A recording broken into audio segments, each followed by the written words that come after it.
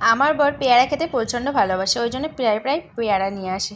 কিন্তু কি বলো তো, কোনো দিনও কিছু নিয়ে খায় না, ওকে দিলে তবেই খায়। সো হ্যালো সবাইকে, আরেকবার ওয়েলকাম আমার নতুন একটা ভিডিওতে। তো কয়েকদিন আগে পেয়ারা নিয়ে এসেছিলো, পেয়ারাগুলো কিন্তু ফ্রিজে রাখার ফলে পেকে গেছে, আর আমার না ওকে দিতে একদম মনে ছিল না।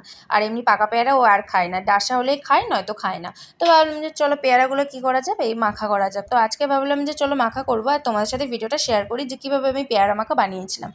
আর যারা যারা পাকা পেয়ারা মাখা এখনও খাওনি, বাড়িতে অবশ্যই ট্রাই করো, দারুণ খেতে লাগে। শুধুমাত্র কিন্তু ডাসা পেয়ারা ভালো লাগে তাই নয়, পাকা পেয়ারা কিন্তু খুবই সুন্দর লাগে। আমি কিন্তু ফার্স্ট টাইমই বানিয়েছিলাম। তো যাই হোক, দেখো এখানে কিন্তু পেয়ারাগুলোকে ভালোভাবে কুচি করে নিয়েছি। তারপরে এখানে দিয়ে দিলাম জিরের গুঁড়ো, গোলমরিচের গুঁড়ো, আর ঝাল লঙ্কার গুঁড়ো। আর এখানে কিন্তু সামান্য পরিমাণ একটু বিট লবণ আমি অ্যাড করেছিলাম। তো দেখলে সামান্য পরিমাণ বিট লবণ দিয়ে দিয়েছিলাম। তারপরে দিয়ে দিয়েছিলাম সামান্য পরিমাণ চিনি। আর এখানে দিয়ে দেবো স্বাদ মতন নুন।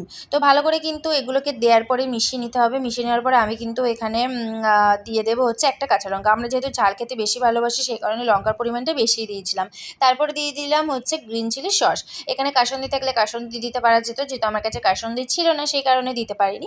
তো মানে লঙ্কাটা দিয়ে ভালো করে কিন্তু ডলে ডলে মেখে নিয়েছে। আর এইটা ভিডিওটা এডিট করার সময় আমার কিন্তু জিভে জল চলে এসেছে।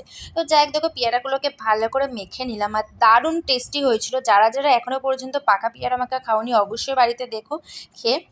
শুধুমাত্র যে ডাসা পেয়ারা ভালো লাগে তাই নয়, পাকা পেয়ারা কিন্তু খুবই সুন্দর লাগে। তো দেখো মাখানো পুরো কমপ্লিট। এবার আমি টেস্ট করে দেখবো কেমন হয়েছে। তো আমি ফার্স্টে দেখো টেস্ট করে নিয়েছি, তারপর আবার ননদ যা তো আছে ওদেরকেও দেবো।